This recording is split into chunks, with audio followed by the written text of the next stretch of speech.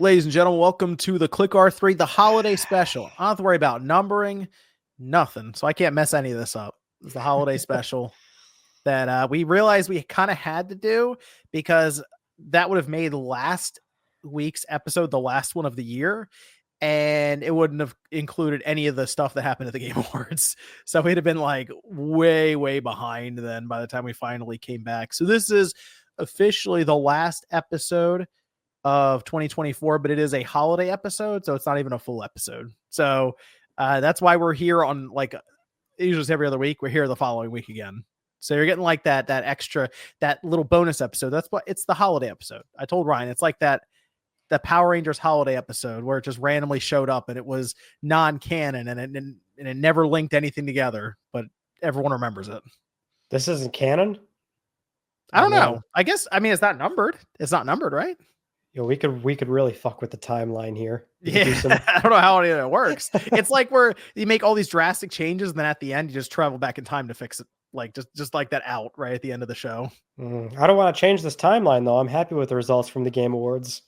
Yeah, that was the big thing where the Game Awards. That's really what the big group of news that we'd have to discuss. But it was an interesting show. You recorded yourself watching the whole thing.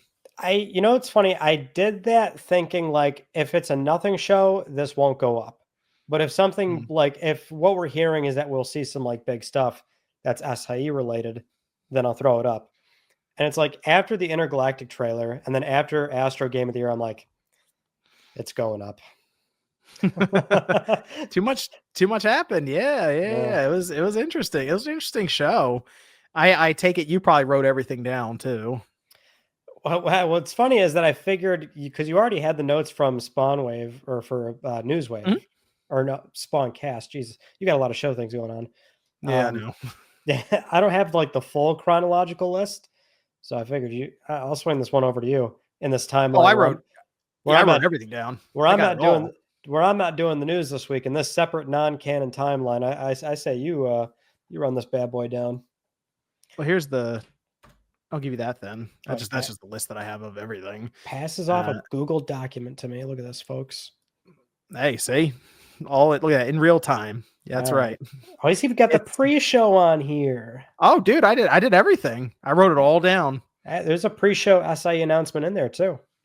It's like a mini novel. People don't see it. It's like all these bullet points and things next to it. And I got every award, even the esports ones that I didn't care about and almost fell asleep to. It's all there.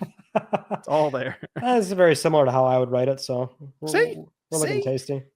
Yeah, I don't know what you wanted to. Were the things that stuck out here? I don't know if you wanted to go over every single point, but I figured there were some that in there that you were interested in. Well, I mean, right off rip, let's at least talk about this, right? In the pre-show, Midnight Murder Club. So did you see that SI is now publishing this? They are? That's interesting. I didn't know that. Not only are they publishing it, I spotted this right live when the trailer was playing. It said PlayStation Network account required for Steam. Oh, wait, hold on. Who makes this game then? It's some random studio. Not random. I don't know. Not as far as I couldn't tell you offhand right now. That's how random it is to me. But I know. Okay. I know. Valen Studios is making it. Yeah. Like this was a known game for a bit. And the news with the Game Awards is that SI is now the publisher, which, that happens. The alarming thing to me is like, oh, so you're telling me if they're publishing a PC PS5 game, that PSN requirement now extends to what is a third-party publishing agreement. I see it. It right here. It says a PlayStation Network account will be required on PC. Interesting. Is this Sony's strategy now? It's not a PlayStation Studios game. It's not an IP they own. They're just like this studio signed up with Sony, and that happens pretty often. But now if there's a PC version, not only is this a firm thing, right, with like what we saw initially with multiplayer, single player under the proper PS Studios banner, now outside of that, PSN required. Interesting. Yeah. I don't know about that. That's not going to go well with PC players, but maybe that's Sony's strategy now is to, even if you pull in and you fund some of these third-party games, you got to use a PlayStation account to sign in on PC. I mean, at least have you seen this game in particular? It actually looks kind of neat. I don't know if it would like blow up or anything, but it's like, I don't know, if I'm that studio, I'd feel kind of nervous about that. Let me see. Was this like it's like a shooter, right? Yeah, it's It's a like multiplayer first person shooter. I think it's like either 6v6 or 3v3, but like the whole shtick is that like the entire environment is you're playing in a mansion, and the mansion Mhm. has all the lights off. So the only time you ever see anybody is if you use a flashlight, which gives away your position, or if you fire a gun, which just the bellowing out of the bullets, like there's a slight flash. So there's a pretty cool shtick to it, I'll admit. But yeah, I thought that was noteworthy, at least in the pre-show. That's interesting. Okay, huh? I'll keep an eye on that. See if because that must have been like fine print. That kind of like I missed that completely. So I'm gonna have to keep an eye on any of these third party games that Sony publishes. See if that's like a common thing now. I will say them publishing like a PC PS5 title, like it happens, but like one that's multiplayer is, I would say, less common. Mhm. So yeah, this would be a very new thing, especially given that they are sticking the PSN requirement everywhere. And I would assume this means the game's also like not going to be available in like 170 something countries. Oh right. See, that's the other thing. You're right. That kind of cuts it off from a bunch of territories. That's interesting. Huh. Mm-hmm, mm-hmm. Well, hey, you want the funding. There's always that the catch that comes with it. I mean, it's like I can't blame the studio if the the agreement looked good on paper. So Yeah. see what happens. But anything else in here? Yeah, Dave the Diver's got new content. Steel Paws. Steel, but that's the who you call it's making that? Yu Suzuki. Yeah. That's right. That's so random. Yu Suzuki's new game, and it's like Steel Paws. Like, oh, thanks. I hate to say it, but like if it's in the pre-show, there's like a certain expectation of like, oh, so this didn't make the this didn't make the full this didn't make the full thing, right? So yeah, that's fine. I just thought it was funny. Oh, Slay the Spire too. Slay the Spire is pretty cool. I didn't play the first one that much. You liked it? It was good. It's a fun game, yeah. It's definitely a lot of fun. So that was a big deal. Oh, and the Ninja Gaiden Ragebound thing. Yep, Ragebound looks cool. That's summer 2025. It looks good. It looks like classic Ninja Gaiden from the NES days. So I'm here for that. It's apparently the developers who made Blasphemous are making it. Okay. Mm-hmm. All right. I am noticing you're missing something on the main show list here. Oh yeah, what's that? Well, show opens. Jeff Keighley takes the stage as he often does. Oh, I know you're going with this. Here's the thing, John. Like I saw this like immediately. I'm like, oh, is he supposed to go up there? So he's making a move. our Lord and Savior, our father of the podcast, Ken Kutaragi, the father of PlayStation, present at the event.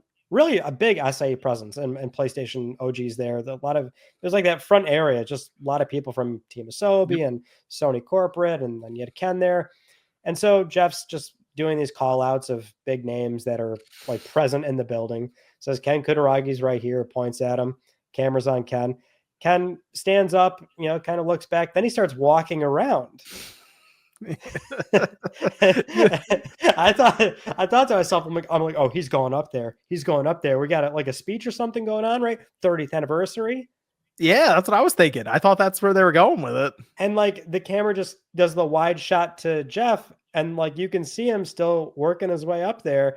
And then Jeff's like, oh, and then the Fallout TV series, we have Ella here, and I was like, oh, he's not. Yeah, he got stopped at the entrance, man. That was great. I don't know what happened. It, like, miscommunication, or he legitimately thought this is it. This is my moment. I'm going. This is my moment. Hey, that's it, man. I mean, so here's the thing, right? Like Ken Kutaragi, as you know, John, very Japanese man. I mean, he's a very Japanese man.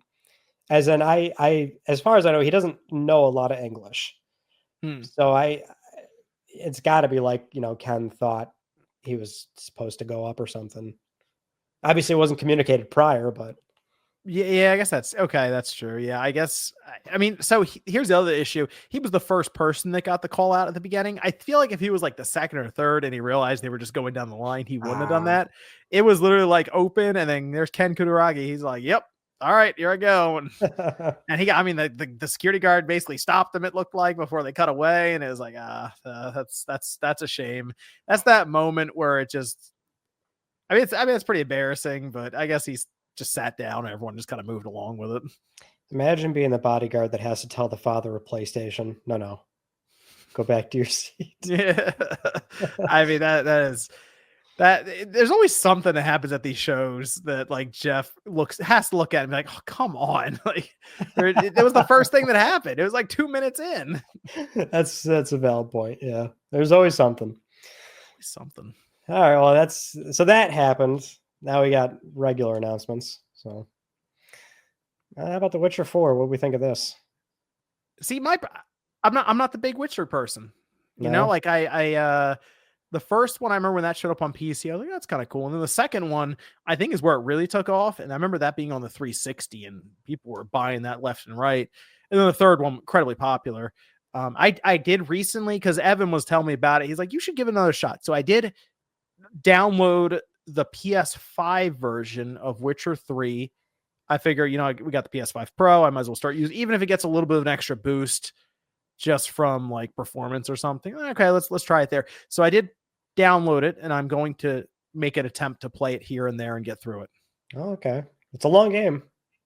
Yeah, long. I mean, I've been working through some other long games. Like I'm almost done Dragon Age Veilguard, and that's a little over 60 hours now in that.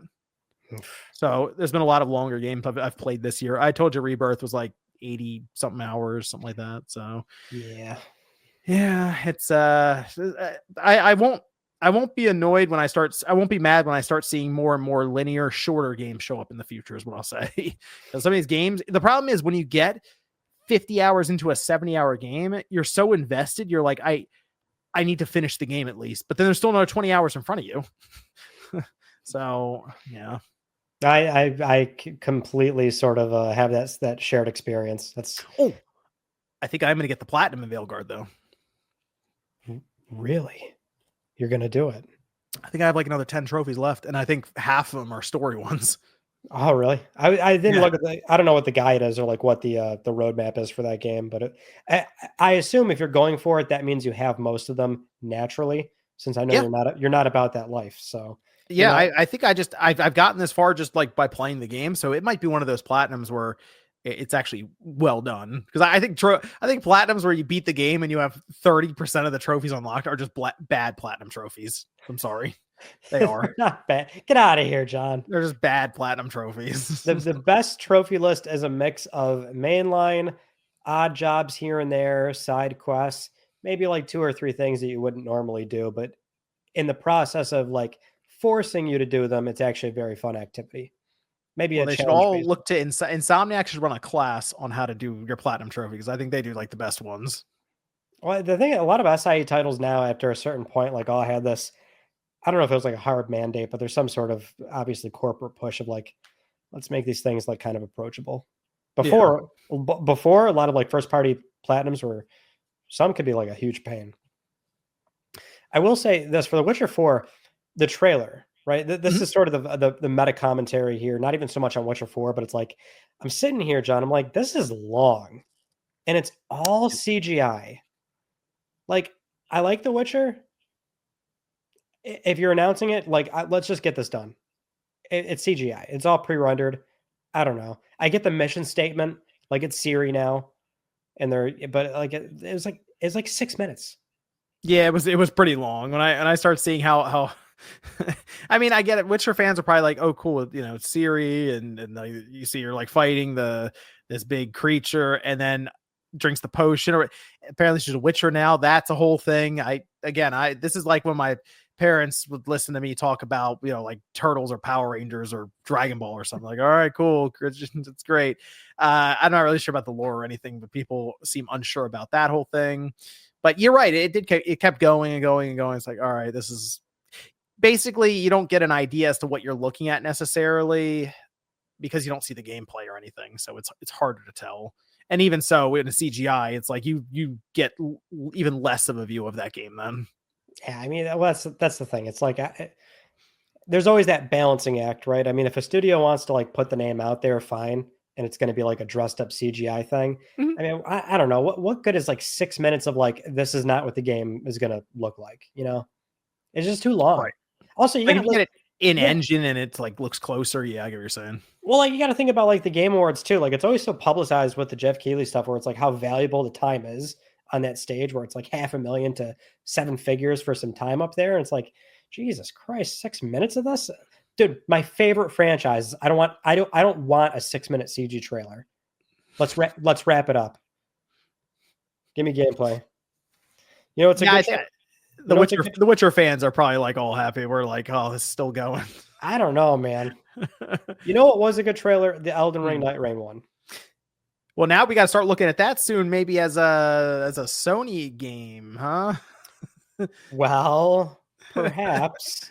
I'm starting to see FromSoft. I'm like, wait a minute, is this going to be? We gonna see the Sony logo next to it for soon? So.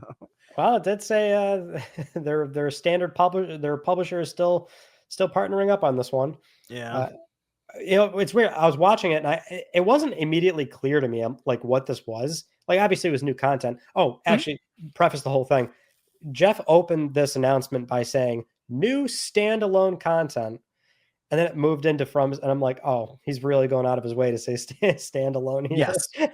Yep. You want to be like another DLC, because that means that this Elden Ring game could be nominated for Game of the Year again next year. Very true. Well, no matter what it was, it could have been nominated. But anyway, it wasn't clear to me that this was a targeted co-op thing. Oh, okay. Well, they kept showing like multiple people in the trailer. And I was kind of like, oh wait, that's what they're going for? Because at one point they showed them just kind of going through almost like a field. And in like Elden Ring or any of the Souls games, you'd summon them, and then you guys would go into the boss battle, and it was sort of showing it off almost like how Monster Hunter would be shown off, where it's a bunch of people trying to take down a big monster. In this case, though, apparently you can either do solo, just you, or 3 people total. There's no duel thing. Yeah. I don't know why that is. I didn't. Yeah, I saw a headline for that. I didn't read into it if there was like any context on why. Right. But headline alone, I'm definitely scratching my head on that. There's matchmaking. So even if you and another person, you can matchmake for someone else. Okay. I almost feel like my gut thought was like, oh, so that you can't do 2 because like the normal games have 2 if you like summon somebody, and they want this to be a truly different experience, which means you're either by yourself or you have to do 2 other people. Yep. That's true. Yeah. Okay. So because in the past you'd have another person with you. I guess that makes sense. It's going to be different either way. Yeah. I mean, it looked like more Elden Ring to me, which I mean, I'm sure it'll still review well and sell well, but you know, I will say I saw Elden Ring's name pop up again, and I was kind of back in my mind. I'm like, again. Wow. I mean, look, I will say, if it was like the next big Elden, like new title, like Elden Ring 2 or something, and there might have been more excitement, but I do know that FromSoft clearly is reusing assets again from Elden Ring, and it gets to a point where it starts to just feel like expansions, consistent expansions, and the magic fades a bit from Elden Ring. You know, that first experience of walking out into the world and it's like, do what you want. It's kind of faded a bit. You know, at least this is different. And I like the idea of kind of making it that co-op experience with you and 2 other people. But I also wouldn't have minded if some other title showed up and it was just a different experience from Soft, because Elden Ring is a really good game, but I really don't mind if it's just stays there and we move on to something else now. You know, wasn't this like right off the back of, I think it was Miyazaki saying like, oh, we're not even sure if we'll do more Elden Ring. Yeah. Didn't he just say that? Yeah. I mean, they're at least doing like Armored Core, for example. Very different from Elden Ring, obviously. But I don't know. I don't know if it's fatigue.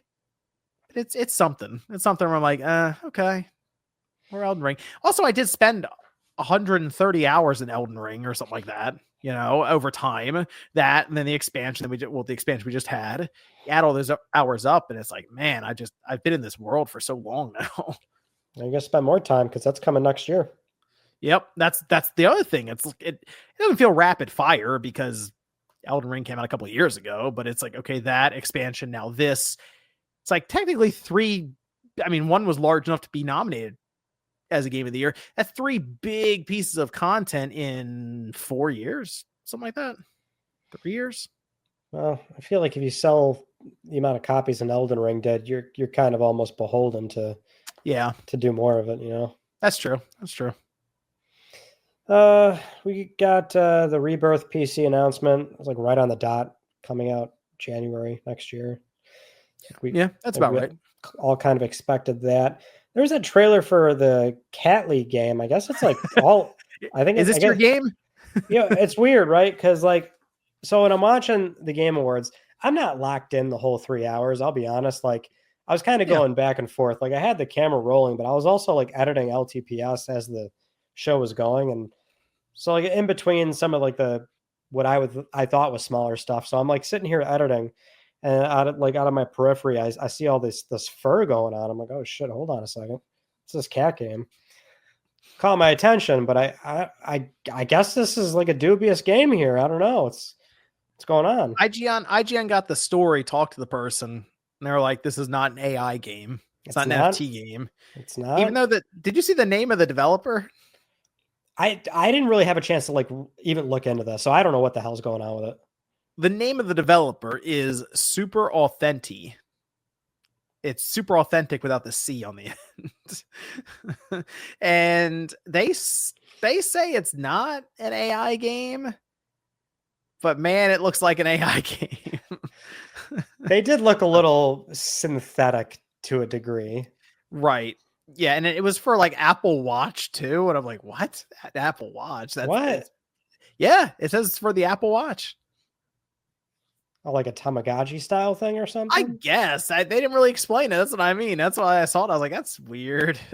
But it definitely caught people's attention as being a sketchy thing that just sort of showed up at the Game Awards, and then not much was said after these, as you mentioned, kind of synthetic looking visuals were placed in front of them, and then they just moved along. So I haven't seen anything else they've done. You look on Steam, I think, and there's nothing in their portfolio other than Catly. So, well, it's shady here. As we just mentioned, I mean, it's pretty expensive to get in front of this audience. That's a good point. What kind of money is funding that appearance? That's a good point. I don't know. Yeah, that's not really. That's when I'd show it in the pre-show, maybe, right? This was prime time too, because this showed up after Elden Ring and Final Fantasy VII Rebirth, and before a very exciting, intriguing title, you could even say. Well, we don't have a title. I'm just a guy asking questions. I don't know. It definitely rubs me the wrong way. I'll say that. You are right, though. The next announcement after this is kind of a big deal, especially for PlayStation fans. An untitled project from Epic Games Publishing. That was known right away, but it also mentioned from the creator of Ico, Shadow of the Colossus, Last Guardian. We've got, it's untitled, but it's Fumito Ueda's next game from Gen Design. Yeah, I figured you'd be losing it when I saw this come up on the screen. I was like, yeah, Ryan's probably losing his mind. I was like, well, I mean, it's just, I'm like, oh my god, we're actually like going to see this, and I was hoping for a name, and then it just ended. And I'm like, oh, well, what was that? It's gonna be some weird name too. It's gonna be something weird. I was fully expecting like, what is this? Because the trailer is like weird, right? It looks like the Eco Kid, basically the Eco Kid climbing this like doing the Shadow of the Colossus climb. What appears to be a Shadow of the Colossus climb. And there's a countdown. The kid gets in the head, which is like it's like it's just helicopters up. And then as the timer drops to 0, like just this flood of whatever the hell like ruins the body of the it looked like robotic to a degree. I don't know. Yeah. Obviously weird as shit. I'm into it. It got me a little excited. But it's untitled. You think it's like, so the premise they showed us is you climbing this big robot, Shadow of the Colossus style, while a timer is ticking down. you think that's going to play into the gameplay? Is like you got to get to the top to escape before the world below you blows up? It's that, maybe that's a little literal. I don't know. My thought was like maybe there's some sort of natural imminent disaster, and so there's just a certain, maybe like you actually just saw the ending of the game and getting there is like the real journey. I don't know. It could be anything. It could be fucking anything from what we saw. I like it though.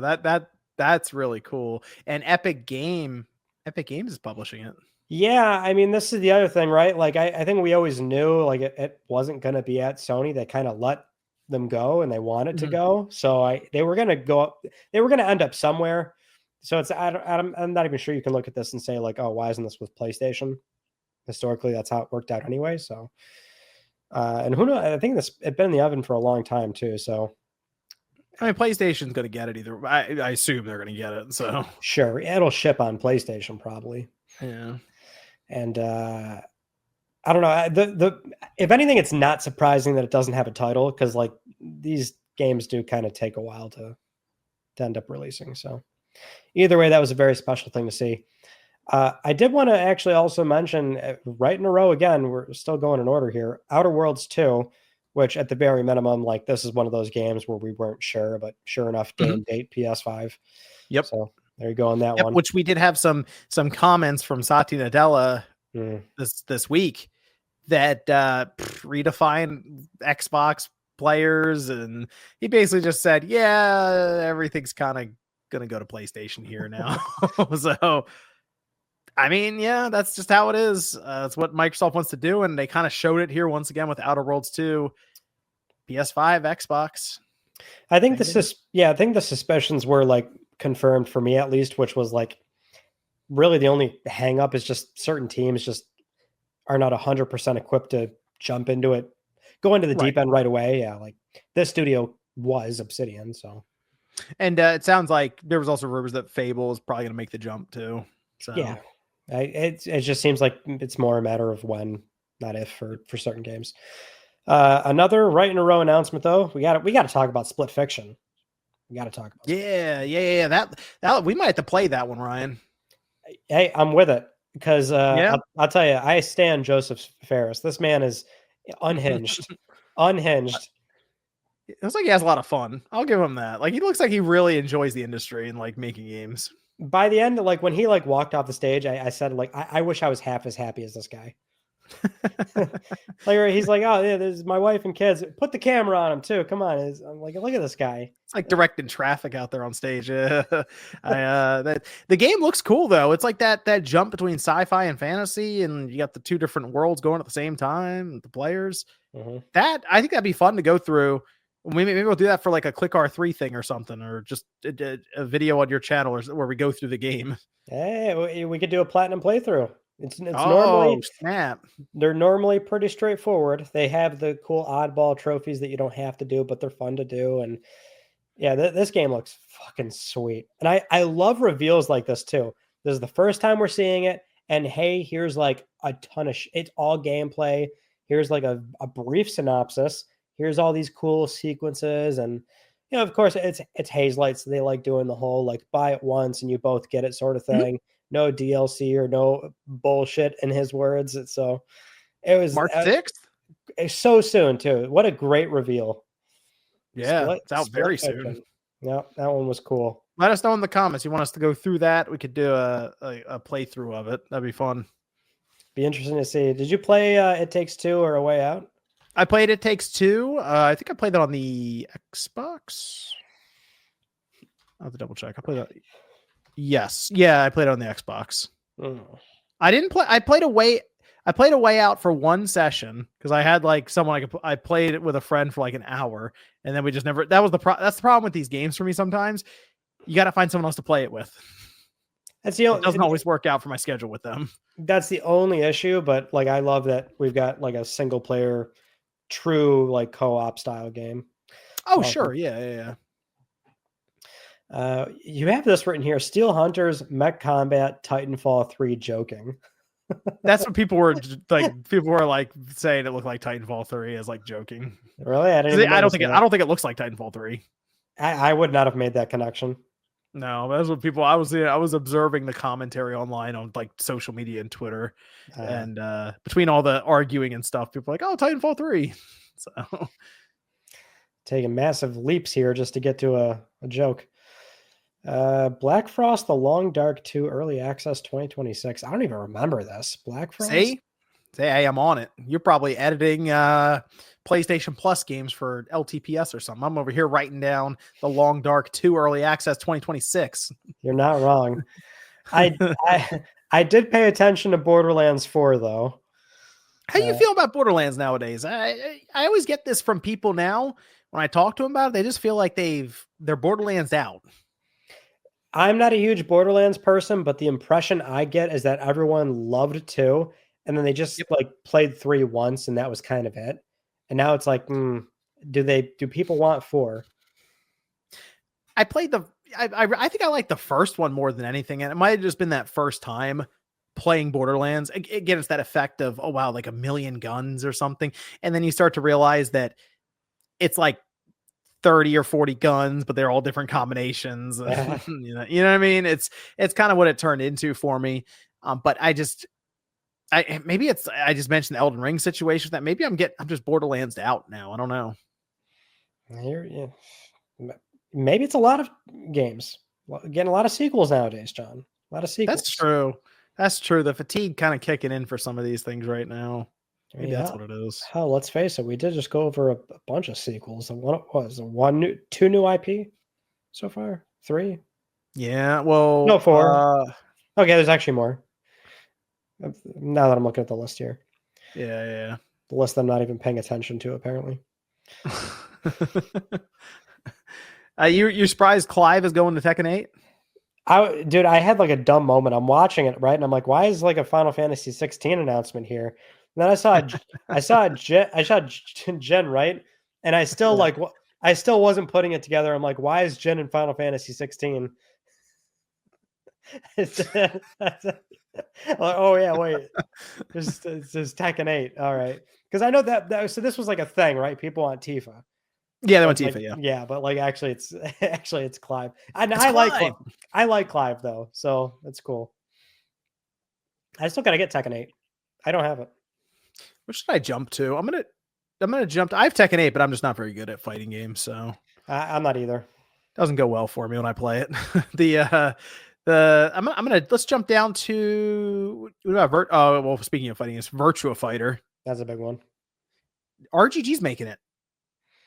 That was interesting. I saw the pub, I was like, okay, they're doing that, and they're making this Project Century game, which people were telling me that seems like it's a prequel to like the Like a Dragon franchise or something. So this is a studio similar to FromSoft where they figured out the cadence. Like they figured out how to get these games out. They're staying busy. There's no doubt about that. Because when the Project Century trailer was playing, I'm like, so who's doing this? I was like, yeah, RGG. They got the pirate in the Yakuza pirate game coming out, Like a Dragon Pirate and Yakuza or whatever it's called. That's coming out here in a few months too. So they're on it right now. Mm-hmm. There's Turok Origins. You big Turok person? I wasn't like yeah. So I liked Turok back in the day, but it was first person. This looks like it's third person. Oh yeah, that was throwing me a little bit when I saw that. I was like, why is this third person? Yeah, like I'm watching it and I'm like, is this? I didn't want to say it because I don't want to assume every dinosaur game is Turok, but in the back of my head, I'm thinking, is this Turok? Everyone wants it to either be Turok or Dino Crisis. Those are the 2 dinosaur games people want to see. But I never assume it's Dino Crisis. No, it's not Dino Crisis. Made that mistake once, then we got Exoprimal. So that's I'd like Turok to come back and be relevant again. I don't. When they're showing it in third person, I'm like, it doesn't look like what I remember Turok. Although Turok, when last time I played it, was on the 360. So that 2009 one. Yeah, but I didn't have fond memories of that. The last time I had somewhat fond memories of Turok, it might have been on the GameCube, and that wasn't even good. Turok Evolution. Dude, a lot of them are bad. Let's be honest here. Got to go back to the N64 was it. Those are the days. Although I do feel like a lot of it's covered in nostalgia now, thinking back on it, because they they didn't run well or anything, but like they had some genuinely creative weapons. I thought when they got to like the second or third, Sean reminded me like third one, they did a lot more in that in the single player and stuff. You had different like protagonists and the world was built out and the single player was just more robust. I just remember the multiplayer was crazy. Like some of the weapons they had and gadgets and stuff. It was very interesting. That arcade shooter. I saw third person and I was like, oh, okay, that's kind of weird. But maybe it's a game where it can be third person or first person. And they just showed third person because it shows off the models and more of the visuals or something. So yeah, it probably could just be a way to dress up the trailer. I will reserve judgment. Helldivers 2, Omens of Tyranny. This had a funny intro. Had the oh yeah, did you see that? You saw the spike in player count though? Ooh, hey, man. I believe we both said it on Click R3 episode 2 or 3 or something like that. But hey, big content drop. The game's gonna have some spikes. Yeah, dude, it jumped heavy. It was like 400 some odd thousand people playing. It got that high again on Steam. It was crazy. It was like hundreds of thousands of like the spike little chart just went straight up. It was crazy. Hey, and good for Arrowhead too, because I took home 2 awards too. We didn't actually get to the awards yet, but we'll get to that in a second. There's a Warframe here next. Warframe 1999. Never played Warframe. So you can just jump past these, Ryan. Because you said Warframe. I'm like, that's Evan's territory. Hold on, there's Warframe, right? Then there's Pal World. I can kind of skip past that. Onimusha, Way of the Sword. That's a good one. That's a good one. Yeah. I'm happy to see that. It's just I'm happy that Capcom's in the position they are. I mentioned this before. They were in a bad spot at one point. Now they're in a position where I feel like they're looking to invest in previous franchises, and boom, you get Onimusha. Just not to say out of nowhere, because they did the remaster of that first one, so there was kind of like, ooh, are they looking into Onimusha? Maybe they're seeing how to be received, testing the waters. But now here we are. Onimusha is making a legit comeback in 2026, and I know we keep hearing that year, and we're like, oh, that's so far away. We're 2 weeks away from 2025. So technically it's not that far, when you consider it. It's moving fast to me. It's moving very fast. So that was a big deal. Do you care about this first Berserker Kazan? I feel like we've seen it before. Yeah, I mean, was it the same footage or what's going on here? It was new gameplay footage or new footage, I guess. But it looks just like an action. I feel like it looks like an action game I've played before, but I don't know. We'll see when it comes out. It hasn't grabbed me since they showed it the first time. Yeah, I don't know if there's. I don't know. I'll admit I tuned out, and I don't know if I'm wrong for thinking that way. You got Dying Light, Dungeon and Fighter, Squid Game Unleashed, Netflix, big stuff there. Game of Thrones King's Road. Are you a big Game of Thrones guy, Ryan? Dude, I'm a Game of Thrones person in the sense that I'm a person, and if you breathed air, then you heard about this show. So by sheer proxy of existing, I know about it. It's just such a big. The show was huge, right? Like right. It's got to mean something. Does it? I mean, or am I wrong? Yeah, I get. I'm gonna jump right to Ray. I'm gonna jump right to Naughty Dog trolling everybody. Okay. Because they announced Last of Us Part 2 remastered on PC. Yeah. And there was a I saw it just online, a collective groan of people like, is this why Neil Druckmann is there? Really? This is why Naughty Dog, all the rumors were about this. I forgot that they didn't even announce it yet. I was like, oh yeah. Yeah, people were like, "Oh my gosh, that's what this was about." So that was kind of funny to see that, because obviously we know how the show ended. But that was, it was there. It's with 30-second trailer, maybe it was like super fast. Mm-hmm. Yeah, it was also like just kind of stuck in between, I think 1 or 2 ads anyway. So that's not like how they would do it. I had that weird thing when I was going through and trying to write this stuff down, Ryan, where the ads legitimately like blended in with the announcements at times. I was writing down. I caught myself writing down an ad at one point. I was like, wait, no, that's not an announcement. There weren't that many, to be honest. Like, this was, I would say, a light show for like the actual advertisements. Well, we had an entire Hoyoverse section And I'm sure that was I'm sure he rolled some money there. They're rolling deep in some money there. This is true. Do you want to at least briefly mention this Sonic Racing Crossworlds? Yeah, I mean they showed it for 15 seconds. It was so fast. And then he said, and that's it. That's all you're getting. I mean, it's Sonic Racing. We've had Sonic Racing already, and it's not.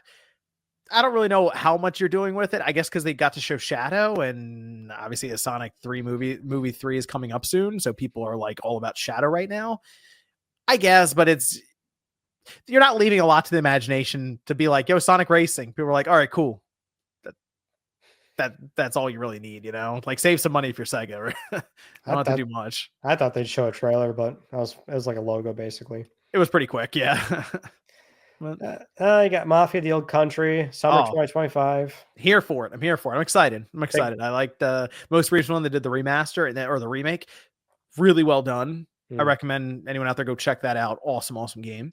And it seems like this one's going to be linear. How about Infinity Nikki? Big fan of that. Okay. Lie, you know what? It's funny. I joke. Apparently, that game brought in like 20 million players or something. Yeah, I mean, you can brush past this all you want. They're printing money over there with that game. I think it's free to play too. I think it's free to play. So you can download it, Ryan. Give it a shot. See what you think. Yeah, one of 20 million. I'll get right on that with Genshin Impact and Honkai Star Rail as well. Because who needs a life? Yeah. Who needs a wife and kids? Who wants to start a family, or who wants to start up 3 gacha games? Dispatch? I don't remember this at all. You don't remember that? That was the superhero, like it was like a company or academy of superheroes, but they were like, it was trying to be like comedy, but it was that choose your own adventure kind of game. So okay. Yeah, they're not really my kind of games, but it looked like it had some pretty good humor to it. It was sort of like, I guess kind of like The Boys, where the superheroes are somewhat incompetent. Okay. The idea. Right. I don't know. It seemed like they had a lot of good voice acting in there. So, well, after that was kind of a big deal. And it was almost a false prophet here because I thought this is where they were ending it. But Okami sequel. Yes, Okami and Hideki Kamiya is coming back. Clover Studio, that's what they formed. And he is working with Capcom again. He's back with Capcom. I couldn't believe it. I didn't think he'd ever go back there. It was just a logo too, but like that was just Okami sequel. Jeff like his voice was like wavering and stuff too when he did it. And I was like, man, okay. But this is I gotta be real. A lot of people didn't think we'd ever see another Okami because Kamiya and Capcom split and didn't seem like it was in the cards, but I guess he did an interview recently about why he left Platinum, and it just sounded like that Project GG, it just wasn't working out. So he's like, I'm done here. And after I guess he probably had like a no compete of like a year or something. Once that ran up, boom, he's at Capcom. And this is again the other situation I mentioned with Capcom. I like them being in this position because they're now investing in older IPs that have been kind of dormant for a while. And now we have an Okami showing up, the new one of those, a new Onimusha, and it doesn't sound like they're done. It sounds like they're going to go back and they're going to keep getting more older IPs and just see what they can make happen, which, you know what?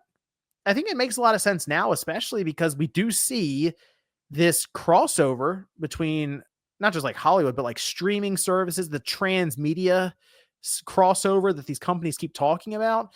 There's so much potential even just outside of games. So if you can establish a franchise again through a game, there could be the potential for them to get an entire series from Amazon or Netflix or Paramount or whoever. And then the merchandise comes with that. So it's interesting that making games is kind of the doorway now into just the entertainment industry. In a way, it just seems like both these industries have sort of figured out like, oh yeah, the real like risk averse thing that we have not really been capitalizing on. Maybe we can finally start capitalizing on it. It's established known properties.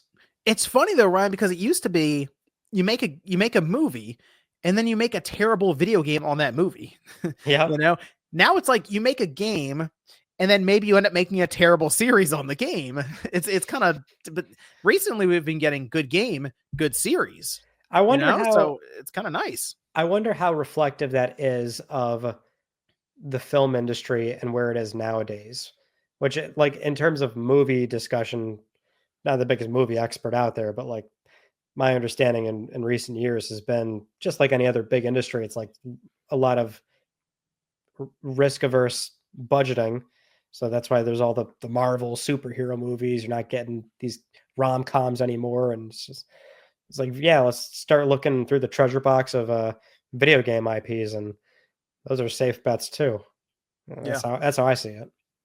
I mean, it seems to be working. Like, you saw what happened. Like, Fallout went to streaming and it did incredibly well. The Last of Us incredibly well. So yeah, why not keep? We even have like a Yakuza series, and it's just like one after the other, and they seem to be doing pretty well. So we've talked about the gaming industry becoming the biggest sector in entertainment, and I think it's just proving that now. You get a game, then you get the series, then you get the movie. It's not you get the movie then the game anymore. So I kind of like that games are becoming like the center point now.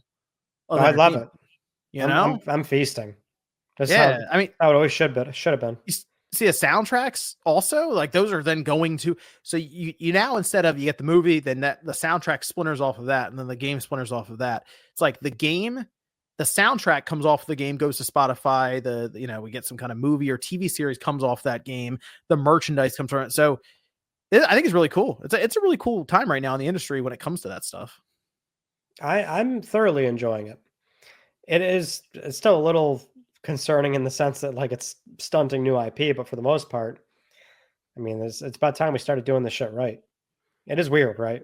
We always have bad game adaptations, bad TV film adaptations. It's like everyone finally started getting their shit together here. Let me pause you right here for a second, Ryan, before we go on to the last big reveal from Sony. Mm-hmm. What'd you think of Secret Level? Oh shit, I forgot to watch it. Look at this guy. Look at this. I know it's like 15 minutes too. I forgot to watch it. I watched some of them. I did. I watched the Mega Man one. I watched the Sony one. I watched Armored Core. Are they Pac-Man? Are they all out now? Yes, you can watch all of them now. Okay. I just went through and picked out some of the IPs. The Warhammer one is pretty good. But I know obviously the relevant one would be the PlayStation one. So I checked that out, and it wasn't very good. So it's as bad as they said. I was expecting a ton of different cameos from all these different PlayStation IPs. There weren't many at all. Like a handful, maybe. Helldivers was the big one. That was the big one. Yes, not Kratos. Kratos was like 5 or 6 seconds. Yeah, but it's that 5 seconds. Is that not the biggest? No. Maybe Sackboy. What's your definition of biggest here? Like, it was the most interesting. Okay. Yeah, maybe that's what it was. I don't know. Kratos was so quick and really didn't do much at all to the plot, the show, anything. It was just like, that was it. At least Sackboy had some comic relief attached to him, so there was that. It was unfortunate. The Mega Man one was cool too. It was 5 minutes long. Like, it was so short. Oh, John, you only got 5 minutes with Mega Man. It was really unfortunate because at the end it looked like it was going to get serious, and there was like still a decent bar left of they had the bar at the bottom, and they still had like a good chunk of it, like a third. And I was like, oh, cool. This is this final scene. And it ends, and the rest of it was just credits. That's what the whole bar was for. It's like, what? This dude just basically got a really cool animated short. But in the credits, something interesting was spotted for Mega Man, and people are starting to realize this. But they brought on a couple of directors and producers for Mega Man specifically at Capcom. I did hear about this. Yes. So guess what? There's a new Mega Man game coming. Shocker. How many they've done? Like 4? Yeah. It has been. People didn't realize it. It's been a while since Mega Man 11. Like, it's been a long time. What was that? 2019? I think 2018. 2018? Oh, I can double check to make sure. I thought it was that. I thought it was 2018. Has been a while. October 2nd, 2018. It's been more than 6 years. Yeah, I think we're due. I think we're due. We are too. I think we are too. 2025 is the year of Mega Man. I think it might be the year of GTA 6, but year of Mega Man. Who am I? Who am I to year say? Of Mega Man. All right, let's talk about Intergalactic: The Heretic Prophet. Naughty Dog's new IP. Right off rip, I thought if they're gonna do their new IP, like that would be on Sony's stage. Surprised it's here. Jeff did get. He locked it down. I was a little surprised he got it too, but he did at least give it the treatment of this is the last thing. This is the biggest thing here. Maybe Sony liked that. It must have been conditional. Yeah, we give you this. It's your show closer. You got to put it over. Yeah, it's like the biggest thing you've ever seen in your life. Yeah. I mean, the man must have been like just on Prozac with this show. I mean, it's crazy. Knocked on every door possible. He probably was just fired up. Good for him. I mean, the fact that he got Sony's big title reveal with Naughty Dog, it's a big deal, right? This is that situation it's kind of unfortunate, even though it's cool to see the game and like the idea of what they're going for, that sci-fi retro. There are so many things around this game that did not help the reveal of it. So the first thing is we see this person out in space, and it's very clear that Naughty Dog is going to attempt something they never tried before with this one. Right? So you get the vibe, you get the idea. At the end, they show a very quick glimpse. By the way, they say that is gameplay or partially gameplay. What they showed at the end? It's all an engine, right? It's an engine, yeah. But they were kind of people on Twitter, like Naughty Dog people are putting it over as like, yo, you're kind of seeing gameplay right here. And it looks a little too good at times when they're showing that end to be gameplay. And I'm like, I think Naughty Dog people should also be completely aware of how, everything can be spruced up for a trailer. It could be authentic gameplay, but it can be very, very dressed up and spiffied up for what is going to be in front of a lot of people. Not to sort of devalue it, but like if we're going to be getting into semantics here, like clearly that's probably what was at play. Yes, I could have been a section where you've beaten up the robot to the point where you do a quick time event and they cut to it. Like that, we could have been seeing them jump off the rock and then hit it, you know what I mean? So I'm very intrigued to see what Naughty Dog is about to turn in. We got some backstory to this thing. 2020 is when it went into development, right? So it's been in development for 4 years now. Hopefully that means we'll say a 6-year development time, 2026 maybe for this game. I'd like to see it there. Yeah, my the way I was thinking was this isn't like exactly what some other studios are doing, where it's like they don't want to say anything until like they know they've got a release window. Probably like they've got enough to finally say something about it, but I'd imagine 26, 27 for this game. Yeah, the other thing I noticed, and you see the reactions online and people are going back and forth about this. I saw Concord brought up in the conversation, Ryan. Yeah, I saw that a few times. I think it's just the sci-fi look, because it was very clear that Concord was going kind of for that sci-fi retro 70s, 80s look, and it's just bad. It's just unfortunate timing. They said it went into development in 2020. The entire time this game's been in development, Sony bought Firewalk, picked up Concord, pushed it heavily. Star Wars of PlayStation or whatever, right? They did the merchandise, the Amazon show, which by the way was actually good.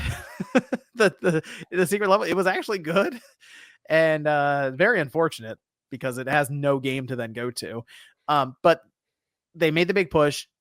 They launched it and then shuttered it faster than Spirit Halloween. Like it was didn't even get through the Halloween season. Yeah, they didn't get a chance to convert over to Spirit Christmas. That's like a thing they do now. They convert them over to that.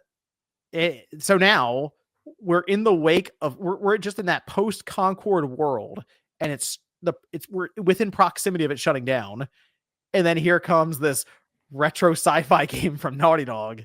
And when people were saying, hey, it's like we're seeing a character introduced for Concord, it's like, man, That is unfortunate for Naughty Dog to come in on this timing. It's pretty brutal. I do find the Concord thing is maybe just low hanging fruit.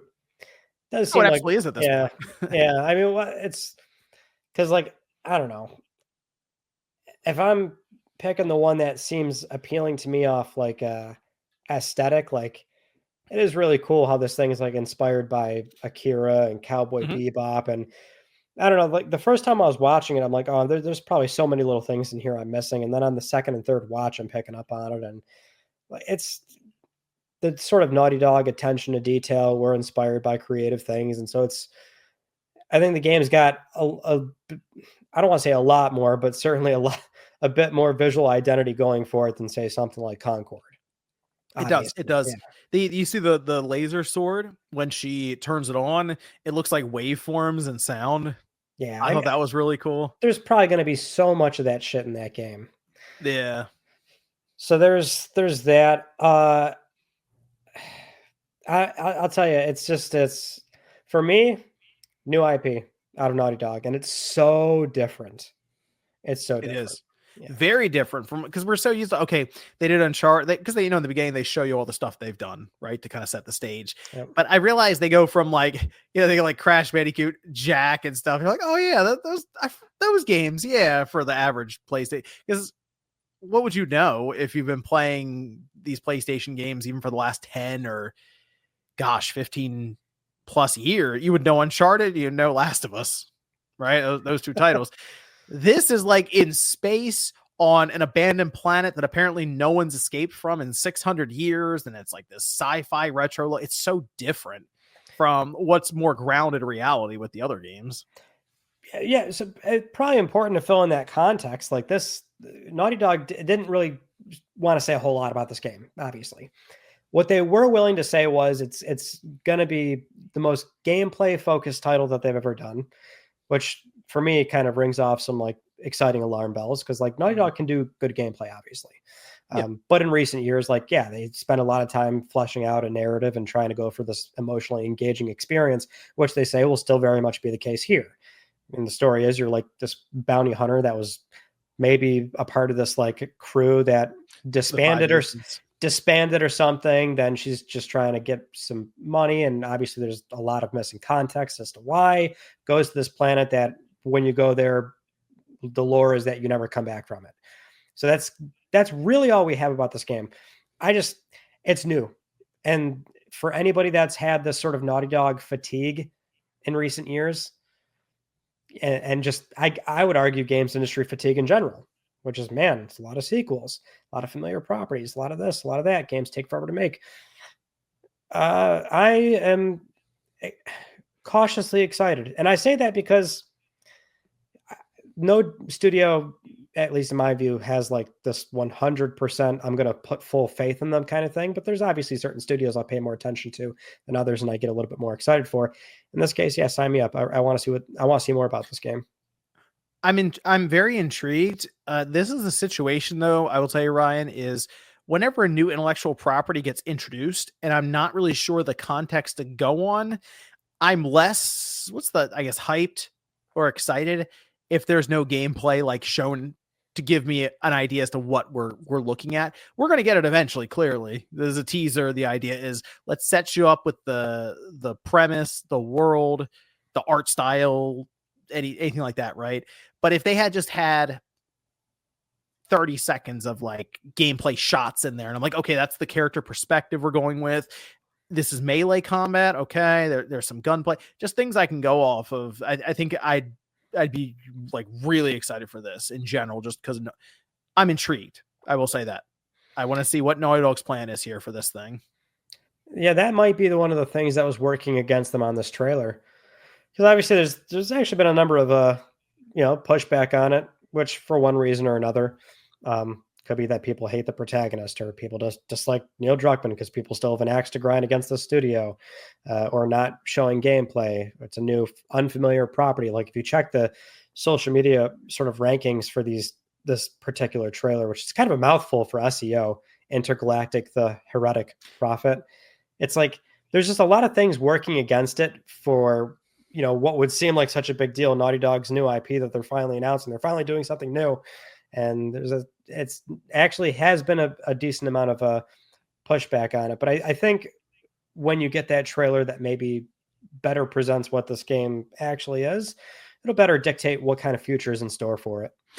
Yes, I think we don't know a lot about this game. We don't know about the character. We don't know about the world necessarily. There's a lot of mystery left on purpose. And that's why there are a lot of, you're right, Ryan, a lot of absolutist takes right now online of I've seen people who are I think they see this trailer. They're like, I hope this is their last game and they shut down after this. I'm like, I don't even know what this game is. What are you talking about? It's brutal. I feel bad for him, man. It's just, it's crazy to think that oh man, they're finally doing something new and it's really different. And it should be an exciting time. It's kind of crazy how things have, changed in the last, really since they shipped part 2. I mean, part 2 did them in. But I gotta tell you what I'm seeing online right now it's mild compared to what happened with part 2 got ugly. It's true. That got bad. Got bad. So I feel like after that they are, I would say they've kind of built up that callus, I guess, a bit. I feel like so they see what's happening now and they're like, well, all we've done is show you a teaser. We'll see how things go when we actually unveil the game itself. And it's again, you're right. It's Naughty Dog. They have that. There's a je ne sais quoi to the studio. If we're talking about PlayStation Studios, they're in the upper echelon essentially.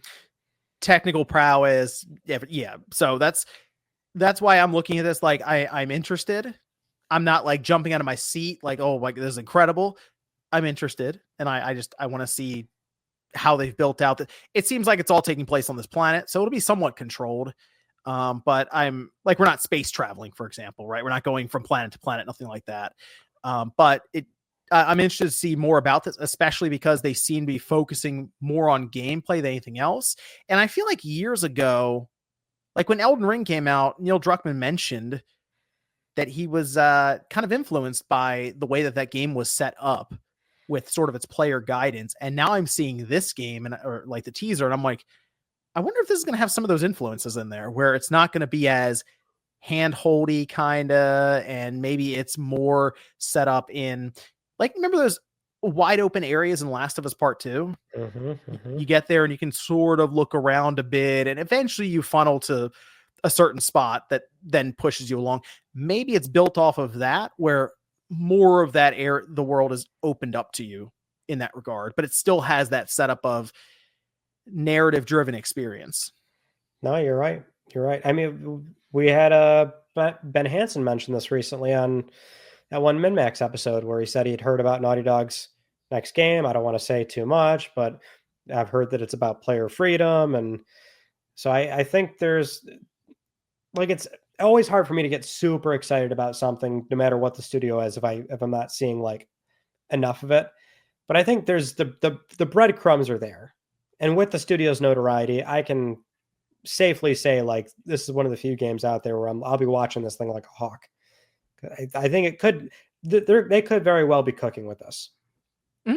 But yeah, you got they got to show more to start changing the I don't even want to say narrative, but if there's any sort of skepticism surrounding it, I think they could, if assuming this is good, they could easily put that behind them if they just start showing more of it. Well, they're definitely getting lit up online. I think most of the trailers have more downvotes than upvotes by 2-1 almost right now. So it's crazy. Yeah, there's just not much you can go on right now. You're right. I do see people who are they're put off by the character design. That. That's a big thing that I see people mentioning, and I'm like, look, we don't really know much about this character yet. Let's see what they have in store for us. That's kind of where I am. I'm reserving judgment until I see more about the game itself. Let's see the game. So, I honestly thought by the time we finally see Naughty Dog's next game, it would be similar to a part 2 teaser. The very first part 2 teaser was just that, a teaser, very brief. You see hardly anything. I thought they showed more than I didn't think they'd show this much for this game. You mean when it had Ellie playing the guitar? Yeah, it's a very dressed up mission statement. Ooh, you don't know, you don't get anything, but you just know that this game's coming. Here it's like, no, synopsis. Here's what the studio is focusing on. Here, you got all these elements you can already spot and pick up on what they're inspired by. So I think they left a lot here to piece together. And it's so different from what, like, that alone, I think, is the most exciting prospect. It's just so different looking. It's very different. Yeah. Yeah. I mean, that alone could get, I mean, think about having to go into, not that they're like bad games or anything, but you go in there and it's like the depressing, dreary work of like Last of Us Part 2. And yeah, I mean, it's not like that's supposed to, they said it's not supposed to be fun technically when you're playing these games, because, you know, it's the moral issues surrounding the plot and what's going on and stuff. But now think about going to work and you're like, oh, I'm working on this cool sci-fi retro project, and like, I don't know, maybe there's some people being a bit reinvigorated with some of that work, just because it is different, like you said. So, a reinvigorated Naughty Dog that's already very talented, that could be something to see. Oh, what'd you think of the product placement? So there were some takes on this, and I thought about it when I first saw it. I was like, is this supposed to make it feel more realistic? Because the idea is the world that they're in, it's an alternate timeline where, like, by 1986, we just somehow made just advancements like significantly more than we ever have now in space travel. So I almost thought, you know what, if, let's say, back in 1986, like almost 40 years ago or whatever, we did have that happen, would Porsche be making spaceships right now? I mean, they probably would be, right? This is where your head went on this. I mean, they showed it to us like, oh yeah, Porsche made this person's spaceship, and I'm like, yeah, they probably would make spaceships right now if 40 years ago we had intergalactic travel and you're buying consumer vehicles that could go to the stars. It's like, yeah, I mean, I guess that makes sense. And the Sony one, people were like talking about, I mean, yeah, it's Sony. Like, come on, it's basically free for them to do that, you know, just like, oh, this is, and it was, I don't know, it was kind of fun to take the CD, because it's like, look, we're flying around a spaceship, but we got to use the 700 megabyte CD to play our music. And so yeah, I don't know. I guess it didn't really bother me. There's some folks, and hey, I totally get where they're coming from. If it's like, if you like see product placement, it sticks out to you, breaks immersion, you hate it, that's totally valid. It doesn't bother me per se. I was sitting there going, is that Porsche? And then the Adidas. Yeah, well, it doesn't really, it genuinely does not really bother me that much if they're like in context. What bothers me is if it's like, you know, like Jordan's gonna like turn around and this was brought to you by, like, you know. Yeah. I mean, I gotta tell you, I was playing Death Stranding, opened the monster can, I ripped the disc right out of the PlayStation, threw it in the trash. Yeah, I don't know. For me personally, it depends. It didn't really bother me that much. And if this is one way to finance multi-million-dollar games, I think you're gonna see more of that anyway. In general, if you can get money back from brands to get in the game, they'll do it for how expensive these things are. Yeah, I mean, the thing is, we had like brand deals. I don't know. This was pretty common in like the PS2 days. You know, like, as far as I remember, it was like a lot of like racing games. It'd be like a billboard you drive by, billboards and stuff. Yeah. Yep. So I don't know. Maybe it might start creeping its way back into games, but that is intergalactic. Hopefully 2026. You know, that means next year we'll see a bunch about this game, is the hope, you know, going into 2026. So yeah, this game reads to me like 26 or 27. Yeah. What do you think of the name though? To me, it's a mouthful. I think just intergalactic would have been fine. Intergalactic, the Heretic Prophet. I'm sitting here and I'm like, and this is like where my head goes. I'm sure you think about it too, but you're like, how the fuck do I write YouTube titles based on this? Yeah. I just use intergalactic. I don't even use Heretic. I just use intergalactic. And I assume they want to do intergalactic again, but like a different subtitle to it. You know, it's like intergalactic, the Heretic Prophet, intergalactic, you know, like the Second Son or something. They want to do all these other things with it, I'm sure. I feel like intergalactic would have been fine. Like, I don't know, because then you could just do intergalactic part 2 or whatever. I don't know. So that's, if people remember, they did file the copyright for this, and it was public, and we all saw it, and we were all wondering what the hell this game was. Yeah. And it's shorter than Jak and Daxter, the precursor Legacy. So. Okay, that is true. You got a point on that one. And then they can just do Jak 2 or whatever. So The second Intergalactic is going to be called Intergalactic 2. It might be Intergalactic Part 2. You want to go over some awards? Yeah, you want to pick out any that you're interested in? Because there's so many here. I mean, if we're just talking the SIE stuff, right? Like it was best multiplayer Helldivers 2, best ongoing was Helldivers 2, and then Astro. I was affectionately calling this the sweep, and I didn't realize that it would kind of almost happen. It won best family game, best game direction, best action adventure game, and game of the year. Game of the year. Hey, go back a couple episodes on Click R3. Here we go. Here first. Here first. Hey man, I was pounding the table. I said Astrobot is gonna take it. I don't think you said it with that much conviction, but you did say it. That you said it would be possible, or you could see it happening. Said it with a full chest.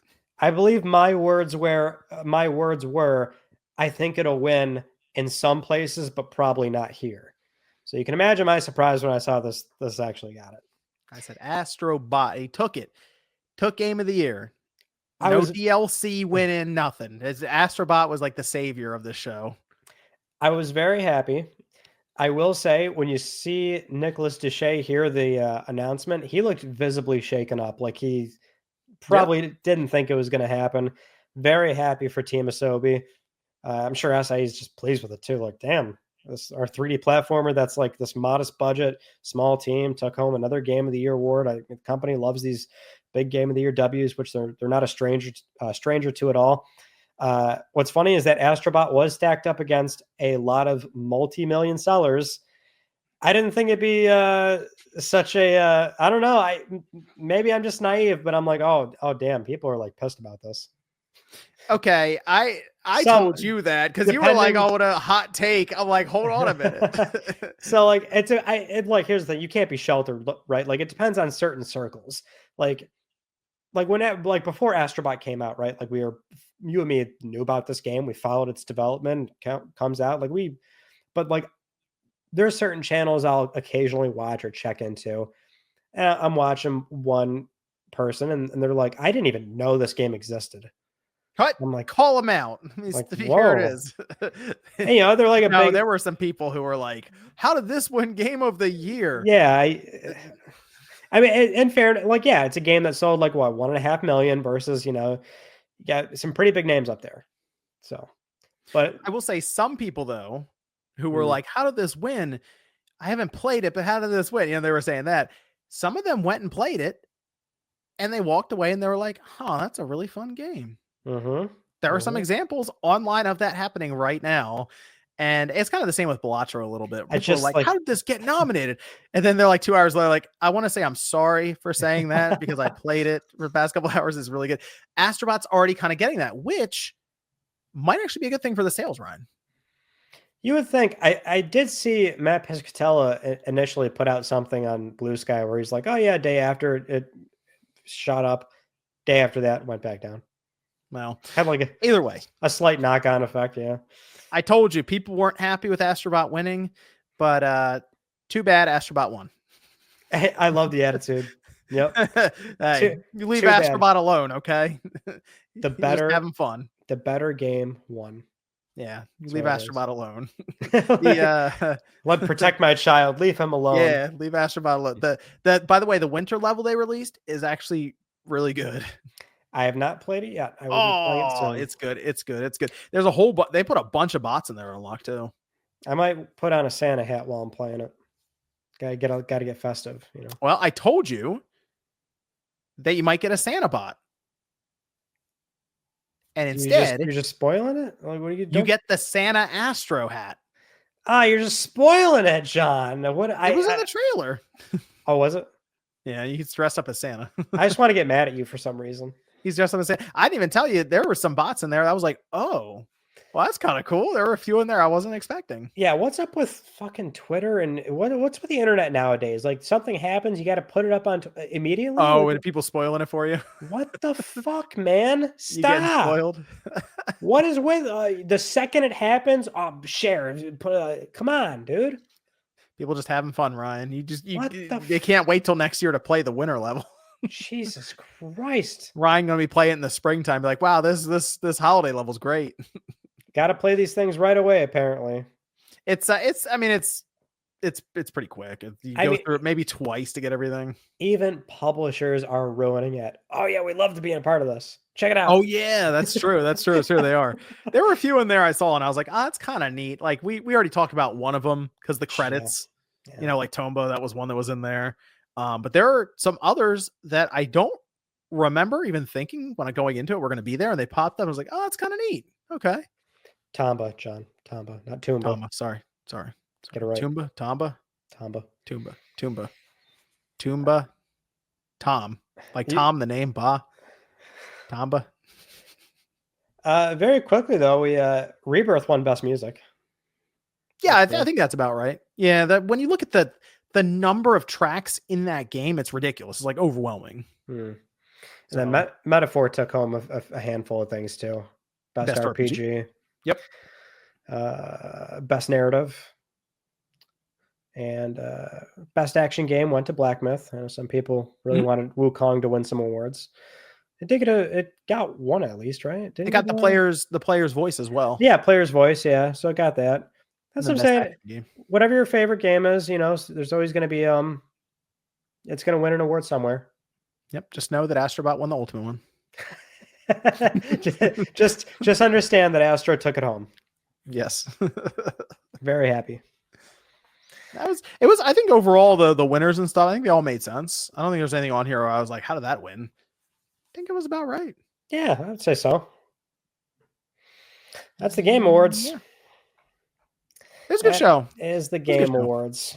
I think he did I think this is one of his better shows overall. So, how is this not his best show?